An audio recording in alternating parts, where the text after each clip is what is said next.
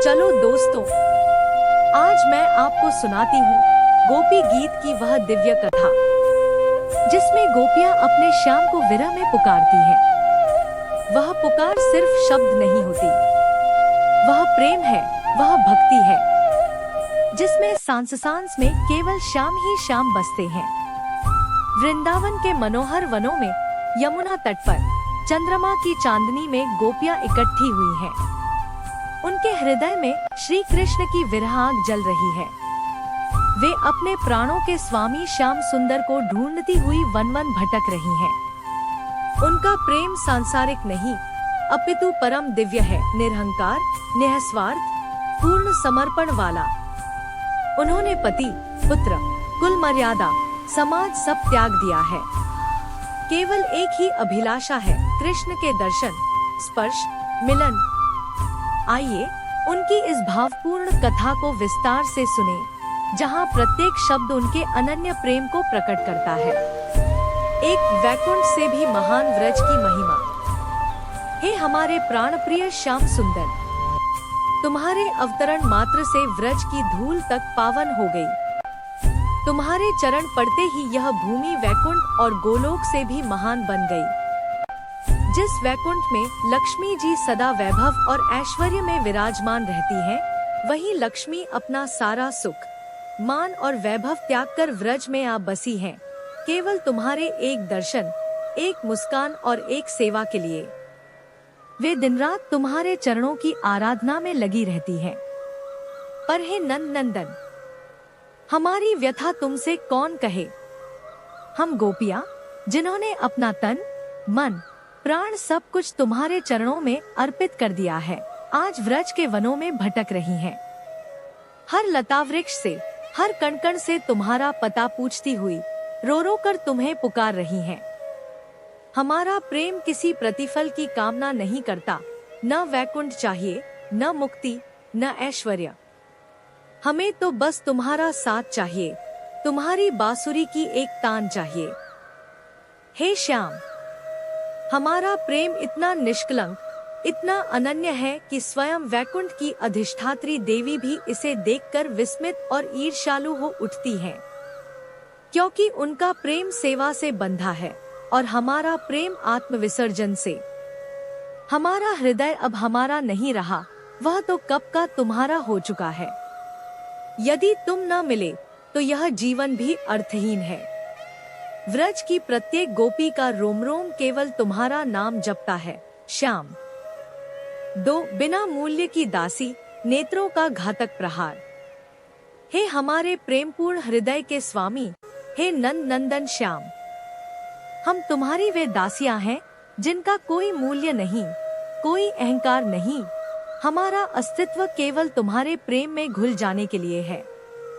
हम ग्वालिने हैं और हमारा हृदय ब्रज की मिट्टी से भी अधिक कोमल है और उस कोमलता पर अधिकार केवल तुम्हारा है। हे श्याम सुंदर, तुमने शरद ऋतु के शांत, निर्मल जलाशयों से चांदनी की उजास चुरा ली और उसे अपने नेत्रों में बसा लिया। जब तुम उन नेत्रों से हमारी ओर देखते हो तो वह दृष्टि हमें घायल कर देती है, ऐसा घाव जो दिखाई नहीं देता पर पल पल जलता रहता है।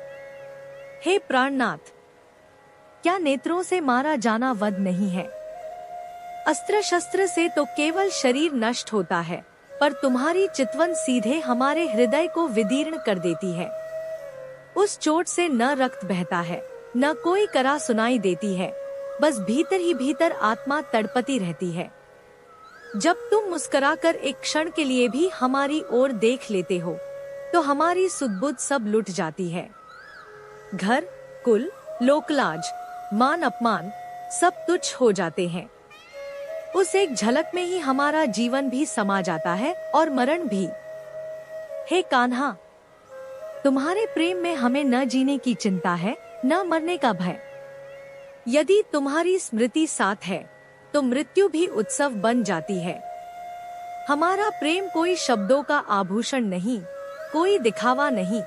यह तो वह अग्नि है जो हमें जलाती भी है और शुद्ध भी करती है। तुम बांसुरी बजाते हो, पर वह स्वर हमारे कानों में नहीं, सीधे हृदय में उतरता है।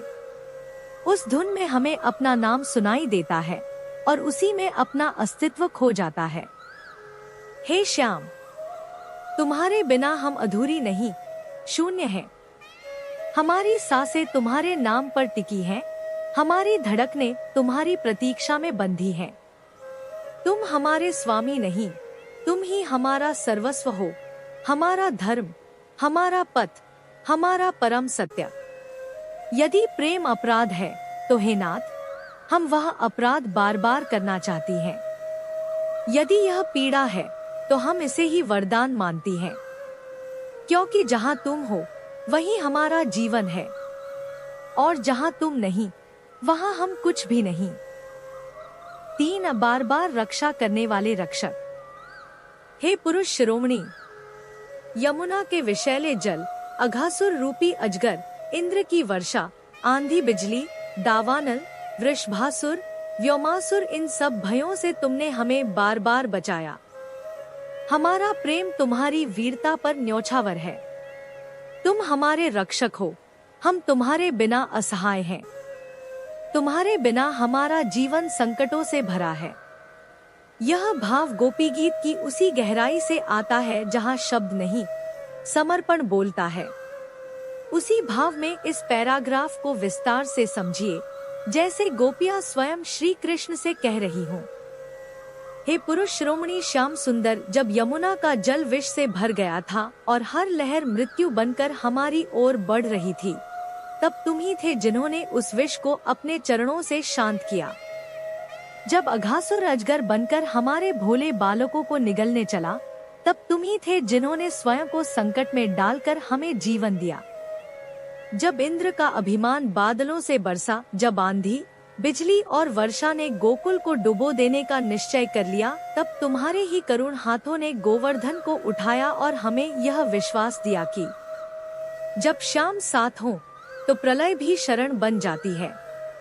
दावानल की लपटों में जब हमारी सांसें घुटने लगी, जब वन की अग्नि ने चारों ओर से घेर लिया, तब बिना भय, बिना शब्द तुमने अपनी दृष्टि मात्र से हमें बचा लिया।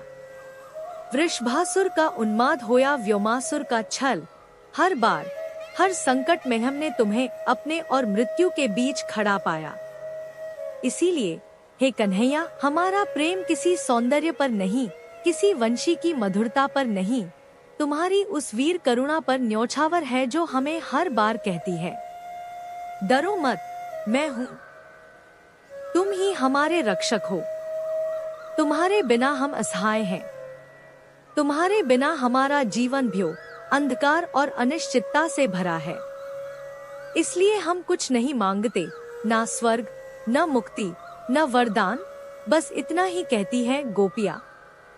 हे श्याम, जहाँ तुम हो वहीं हमारा जीवन है। 4 अंतयामी परम सखा। हे परम सखा, तुम केवल यशोदा मैया के पुत्र नहीं हो, तुम समस्त प्राणियों के हृदय में रहने वाले साक्षी, अंतयामी हो। ब्रह्मा जी की प्रार्थना पर संसार की रक्षा के लिए यदुवंश में अवतीर्ण हुए हो। हमारा प्रेम तुम्हें सर्वव्यापी मानता है। तुम हमारे हृदय में बसते हो, फिर भी हम तुम्हें ढूंढ रही हैं। यह हमारी विरह की पीड़ा है। इस भाव में गोपियाँ श्री कृष्ण से अत्यंत अपनापन और गहराई से भरी बात कह रही हैं। वे कहती हैं कि हे कृष्ण, हम तुम्हें केवल यशोदा मैया का पुत्र नहीं मानती, बल्कि जानती हैं कि तुम हर प्राणी के हृदय में निवास करने वाले अंतर्यामी हो, जो सब कुछ जानते और देखते हो। हमें यह भी पता है कि ब्रह्मा जी की प्रार्थना पर तुमने संसार की रक्षा के लिए यदुवंश में अवतार लिया। हमारा प्रेम तुम्हें सीमित शरीर में नहीं बांधता, बल्कि तुम्हें सर्वव्यापी मानता है, जो हर जगह मौजूद है। फिर भी इतना सब जानते हुए भी जब तुम हमारे सामने नहीं होते तो हमारा मन व्याकुल हो जाता है। हम यह समझती हैं कि तुम हमारे हृदय में बसे हो, पर प्रेम इतना गहरा है कि केवल यह ज्ञान पर्याप्त नहीं लगता। आंखें तुम्हें देखने को तरसती हैं और हृदय तुम्हारे साक्षात दर्शन को खोजता है।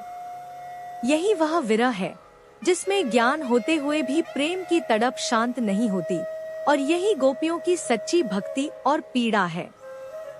5 शरणागतों का अभयदाता। हे यदुवंश शिरोमणि, तुम प्रेमियों की अभिलाषा पूर्ण करने वाले श्रेष्ठ हो। जो जन्म मृत्यु के भय से तुम्हारी शरण लेते हैं, उन्हें तुम अपने करकमल से अभय छत्र देते हो। हे प्रियतम, वही करकमल जिससे तुमने लक्ष्मी जी का हाथ थामा, हमारे सिर पर रख दो। हमारा प्रेम पूर्ण समर्पण मांगता है, तुम्हारे चरणों की छाया ही हमारा अभय है। हे यदुवंश शिरोमणि श्री कृष्ण, इस भाव में गोपियों का हृदय पूरी तरह तुम्हारी ओर झुका हुआ है। वे तुम्हें प्रेमियों की अभिलाषा पूर्ण करने वाला इसलिए कहती हैं, क्योंकि उनका समस्त प्रेम, उनकी हर कामना केवल तुम पर आकर ठहर जाती है।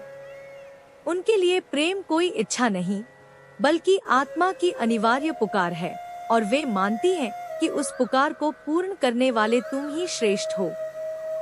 जब वे जन्म मृत्यु के भय की बात करती हैं, तो वह केवल देह का भय नहीं है, बल्कि उस अलगाव का भय है जो उन्हें तुमसे दूर कर सकता है। इसलिए वे तुम्हारी शरण लेती हैं। तुम्हारी शरण उनके लिए सुरक्षा का स्थान है, जहाँ भय का प्रवेश नहीं होता। तुम्हारे करकमल से दिया गया अभ्यस्त्र उनके लिए केवल रक्षा नहीं, बल्कि यह विश्वास है कि तुम्हारी छत्रछाया में रहकर उनका अस्तित्व सुरक्षित है। हे प्रियतम, जब वे उस करकमल का स्मरण करती हैं, जिससे तुमने लक्ष्मी जी का हाथ थामा, तब उसमें कोई तुलना या अधिकार का भाव नहीं, बल्कि यह गहन विनय है कि वही करकमल उनके शीश पर रख दिया जाए। उनके लिए यह स्पर्श सबसे बड़ा सौभाग्य है, क्योंकि उसी स्पर्श में उन्हें पूर्ण आश्रय और स्वीकार्यता दिखाई देती है। गोपियां स्पष्ट रूप से जानती हैं कि उनका प्रेम पूर्ण समर्पण मांगता है। इसमें कोई शर्त नहीं, कोई अपेक्षा नहीं, केवल स्वयं को पूरी तरह तुम्हें अर्पित कर देना।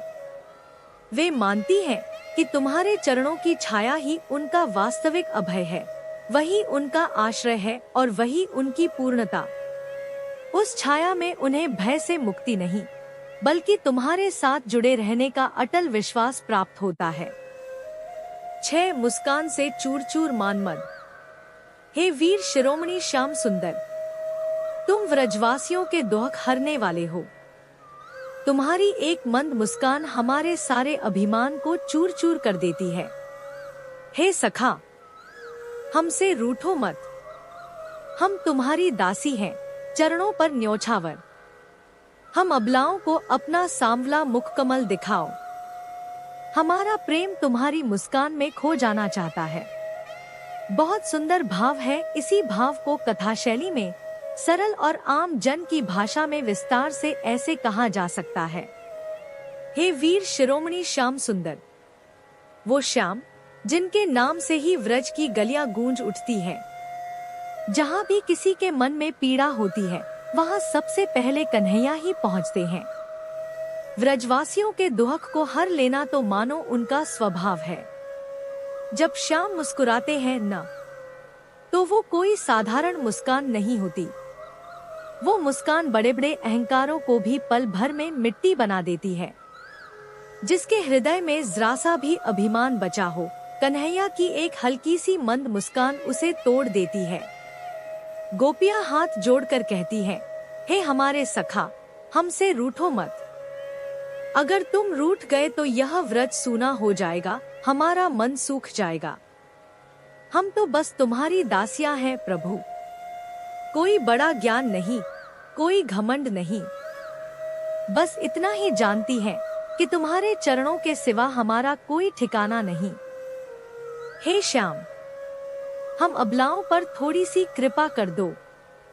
अपने उस सांवले मुक्कमल की एक झलक दिखा दो, जिसे देखकर थके हुए मन को शांति मिल जाए और आंसुओं में डूबा हृदय मुस्कुरा उठे।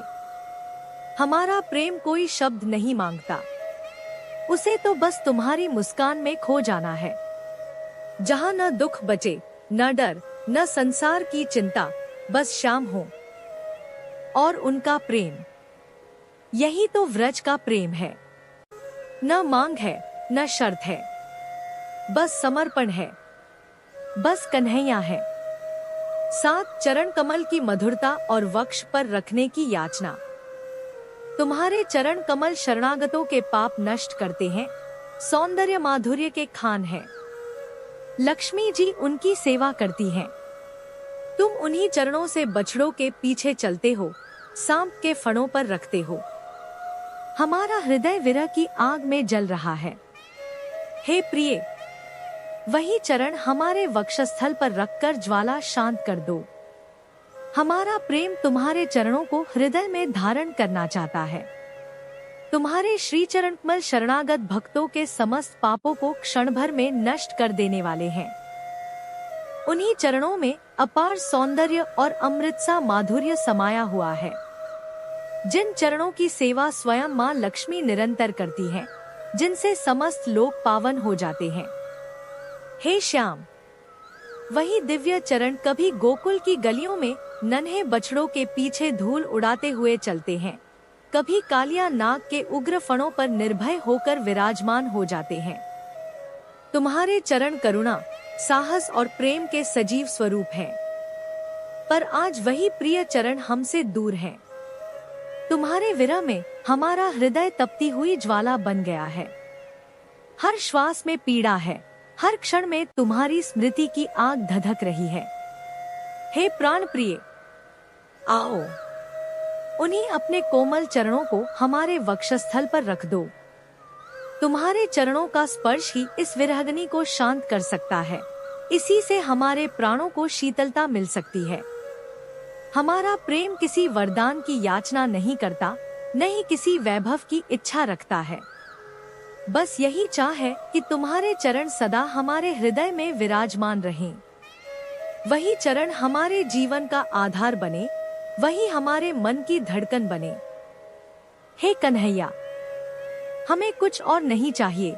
हमारा प्रेम तो केवल तुम्हारे चरणों को अपने हृदय में धारण कर उसी में पूर्ण हो जाना चाहता है। 8 मधुर वाणी और अधरामृत की याचना। हे कमलनयन, तुम्हारी वाणी अमृत से मधुर है, विद्वान उसमें रम जाते हैं। हम दासी गोपियां उस रस से मोहित है।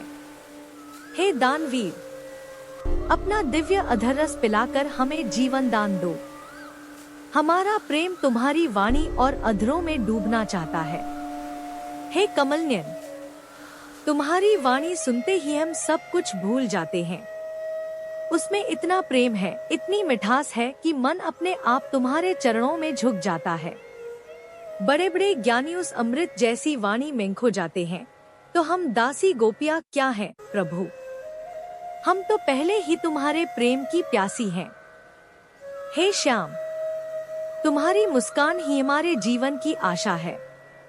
तुम्हारे अधरों से निकला एक मधुर शब्द हमारे सूने मन में नई सांस भर देता है। हे दानवीर, हम कुछ नहीं मांगते, ना धन ना मान, बस इतना कर दो प्रभु, अपने प्रेमरस की एक बूंद हमें भी दे दो। उसी से हमारा जीवन चल जाएगा। हमारा मन तुम्हारी वाणी में डूबना चाहता है, हमारा हृदय तुम्हारी करुणा में खो जाना चाहता है। हे कन्हैया, हमें कहीं और नहीं जाना, बस अपने प्रेम में हमें सदा के लिए बांध लो। 9 लीलाक था विरहियों का जीवन। हे प्रभु, तुम्हारी लीला कथा अमृत स्वरूप है। विरहियों के लिए वह जीवन है। भक्त कवियों ने गाया, पाप ताप मिटाती है, परम कल्याण देती है। जो उसका गान करते हैं वे भूलोक के सबसे बड़े दानी हैं। हमारी लालसा तुम्हारी लीलाओं को सुनने गाने की है। हे प्रभु कृष्ण, तुम्हारी लीला कथा तो अमृत की धारा है। विरह में जलती गोपियों के लिए वही जीवन सांस है। तुम्हारे एक एक स्मरण से उनके हृदय का संताप शांत होता है और नयन अश्रुधारा में भी आनंद खोज लेते हैं। हे श्याम सुंदर, भक्त कवियों ने तुम्हारी लीलाओं को गाकर यही कहा है। ये कथाएं पाप और ताप दोनों को हर लेती हैं, मन को निर्मल करती हैं और परम कल्याण का द्वार खोल देती हैं। गोपियां जब तुम्हारा नाम लेती हैं, तो विरह भी भक्ति बन जाता है और पीड़ा में भी माधुर्य बस जाता है। जो तुम्हारी लीलाओं का गान करता है प्रभु, वही इस भूलोक का सबसे बड़ा दानी है, क्योंकि वह प्रेम, भक्ति और वैराग्य बांटता है। हमारी कोई कामना नहीं, कोई अभिलाषा नहीं, बस यही लालसा है कि गोपियों के संग तुम्हारी लीलाएं सुनते रहें, उन्हें गाते रहें और उसी माधुर्य में अपना अस्तित्व भूल जाएं। राधे कृष्ण। 10 स्मृतियां जो अब क्षुब्ध करती हैं। एक दिन तुम्हारी हंसी, चितवन, क्रीड़ाओं का स्मरण कर हम आनंदित होती थी। फिर एकांत में हृदय स्पर्शी ठिठोलिया, प्रेम बातें। हे छलिया, अब वे यादें मन को क्षुब्ध कर देती हैं। हमारा प्रेम स्मृतियों में जीवित है, पर वर्तमान विरह में तड़पता है। एक समय था जब तुम्हारी कोमल हंसी, वह करुण चितवन और सहज क्रीड़ाएं स्मरण में आते ही मन आनंद से भर उठता था। उन्हीं क्षणों की छाया में हम स्वयं को धन्य समझती थी। फिर वे शांत एकांत के पल, जहाँ शब्द कम और भाव अधिक होते थे, जहाँ हृदय की सरल ठिठोलियां और निश्चल अपनापन ही सब कुछ कह देता था। हे श्याम, आज वही स्मृतियां मन को और भी अधिक व्याकुल कर देती हैं। जो कभी शीतलता देती थी, वे अब विरह की अनुभूति जगा देती हैं। हमारा प्रेम अब भी पवित्र है, स्थिर है, तुम्हारे नाम में रमा हुआ है, पर वर्तमान की दूरी उसे मौन वेदना दे रही है। हम जानती हैं, तुम सदा हमारे भीतर हो, स्मरण में, भक्ति में, श्वास प्रश्वास में। फिर भी यह प्रतीक्षा कठिन है। हे प्रभु, यह विरह भी तुम्हारी ही लीला है और इसी में हमारा समर्पण निहित है। स्मृतियां हमारा सहारा है और विश्वास हमारी शक्ति कि एक दिन यही विरह फिर से शांति और पूर्णता में बदल जाएगा।